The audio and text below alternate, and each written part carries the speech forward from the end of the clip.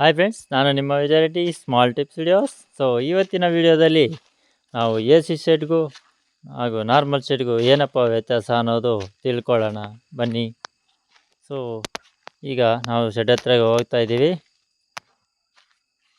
So ಇಷ್ಟು ದಿನ normal shed ವಿಡಿಯೋಗಳನ್ನ ತೋರಿಸಿದ್ದೀವಿ ಹಾಗೂ ಸ್ವಲ್ಪ ಮಾಹಿತಿಯನ್ನು ಸಹ ಹೇಳಿದ್ದೀವಿ. ಸೊ ಈ ವಿಡಿಯೋದಲ್ಲಿ ಎ ಸಿ ಶೆಡ್ನ ಮಾಹಿತಿ ಎಲ್ಲ ಹೇಳಿ, ಹಾಗೆ ಯಾವ ಶೆಡ್ ನಮಗೆ ಬೆಟರ್ ಅನ್ನೋದು ಸಹ ಫಾರ್ಮರ್ನ ಕೇಳಿ ತಿಳುವಳಿಕೆ ಮಾಡ್ಕೊಳ್ಳೋಣ. ಹಾಗೆ ಸೊ ನೋಡಿ ಫ್ರೆಂಡ್ಸ್, ವಿಡಿಯೋ ಸ್ಟಾರ್ಟ್ ಮಾಡೋಣ. ಸೊ ಎ ಸಿ ಶೆಡ್ಡಲ್ಲಿ ನೋಡಿ ಎಲ್ಲ ಎ ಸಿ ಔಟ್ ಆಗೋದು, ವೇಸ್ಟು ಸ್ಮೆಲ್ಲೆಲ್ಲ ಔಟ್ ಆಗುತ್ತಲ್ಲ, ಸೊ ಅದು ಮೆಸ್ ಥರ ಕಾಣಿಸ್ತಾ ಇರೋದು. ಸೊ ಹಾಗೆ ಒಳಗೆ ಬರ್ತಾ ಇದ್ದೀವಿ. ನೋಡಿ ರೈಟ್ ಸೈಡು ಫಾರ್ಮರ್ ಕೂತ್ಕೊಂಡಿದ್ದಾರೆ. ಹಾಗೆ ನೋಡಿ ಇದು ಆಪ್ರೇಟಿಂಗ್ ಸಿಸ್ಟಮ್. ಔಟ್ಸೈಡ್ ಜನ್ರೇಟರ್ ಇತ್ತಲ್ಲ ಅದನ್ನು ಹಾಗೂ ಫೀಡು ಪುಷಿಂಗ್ ಮಾಡೋ ಮೋಟರ್ಸ್ ಎಲ್ಲ ಇದರಲ್ಲೇ ಕಂಟ್ರೋಲ್ ಮಾಡ್ಬೋದು. ಸೊ ನೋಡಿ ಅಲ್ಲೇ ಬರೆದಿದ್ದಾರೆ. ಹಾಗೆ ಇಲ್ಲಿ ಡಬ್ಬಗಳು ಕಾಣಿಸ್ತಾ ಇದ್ದಾವಲ್ಲ, ಆ ಡಬ್ಬದಲ್ಲಿ ಫೀಡು ಮೂಟೆ ಹಾಕ್ಬಿಟ್ಟು ಅಲ್ಲಿ ಬಟನ್ ಆಪ್ರೇಟ್ ಮಾಡಿದ್ರೆ ಈ 4 ಪೈಪ್ಲೈನಲ್ಲೂ ಒಂದೇ ಸಾರಿ ಪುಷ್ ಆಗುತ್ತಂತೆ.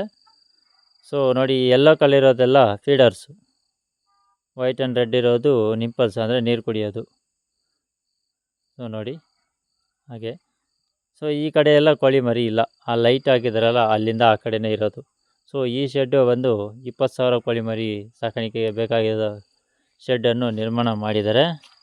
ಸೊ ಹಾಗೆ ಬನ್ನಿ ನೋಡೋಣ ಇನ್ನಷ್ಟು ಇದನ್ನು.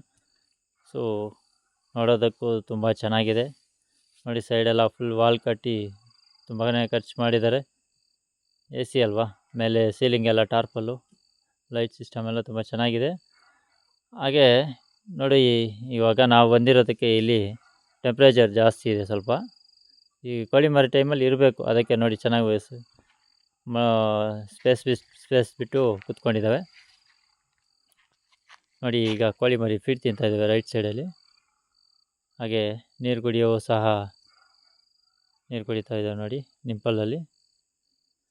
ಸೊ ಈಗ ನಾವು ಎ ಸಿ ಶೆಡ್ಗೂ ಹಾಗೂ ನಾರ್ಮಲ್ ಶೆಡ್ಗೂ ಏನಪ್ಪ ವ್ಯತ್ಯಾಸ ಅನ್ನೋದು ಹೇಳೋಣ.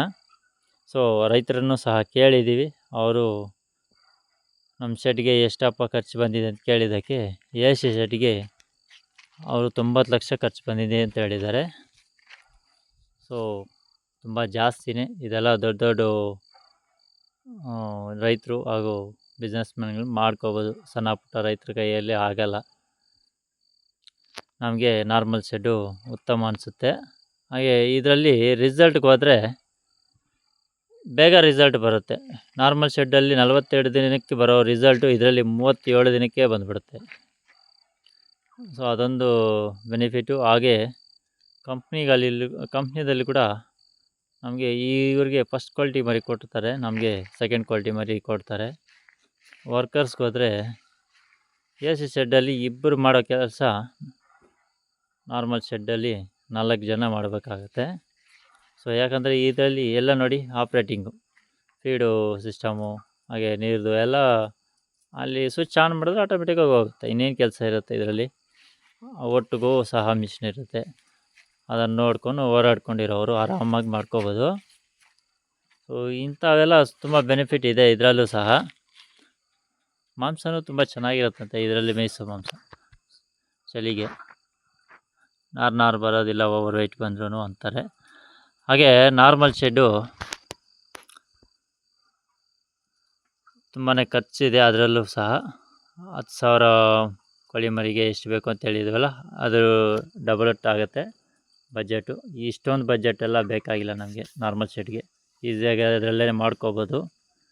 ಇದೆಲ್ಲ ತುಂಬ ದುಡ್ಡಿರೋರು ಮಾಡ್ಕೋತಾರೆ. ಸೊ ಇದು ನಮಗೆ ಬೇಕಾಗಿಲ್ಲ ಅನಿಸುತ್ತೆ. ಅವರೇ ಹೇಳಿದ್ರು ರೈತರೇ. ಸೊ ನಾರ್ಮಲ್ ಶೆಡ್ಡೇ ತುಂಬ ಉತ್ತಮ ಅಂತ ಹೇಳಿದ್ದಾರೆ.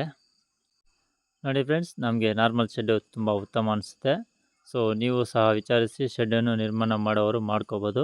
ಸೊ ಹಾಗೆ ನಮ್ಮ ವಿಡಿಯೋ ನಿಮ್ಗೆ ಇಷ್ಟ ಆಗಿದರೆ ಲೈಕ್ ಮಾಡಿ, ಶೇರ್ ಮಾಡಿ, ಕಾಮೆಂಟ್ ಮಾಡಿ, ಹಾಗೂ ಸಬ್ಸ್ಕ್ರೈಬ್ ಮಾಡ್ಕೊಳ್ದೇ ಇರೋರು ಸಹ ಸಬ್ಸ್ಕ್ರೈಬ್ ಮಾಡ್ಕೊಳ್ಳಿ, ನಮಗೂ ಸಪೋರ್ಟ್ ಮಾಡಿ. Thank you for watching all.